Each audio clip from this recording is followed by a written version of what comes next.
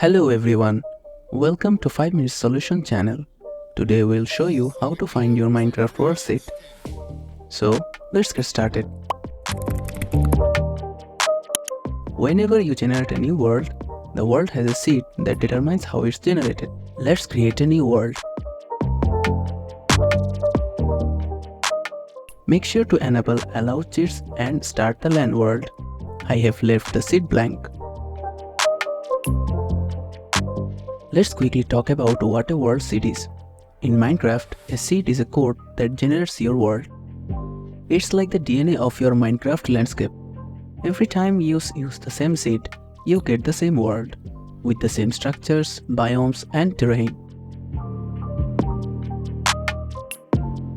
To find out what is the seed of your world, type seed and press enter. And there you have it.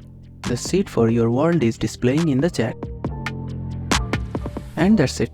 If you found this video helpful, don't forget to give it a thumbs up. Subscribe to 5 Minute Solution channel for more Minecraft tips.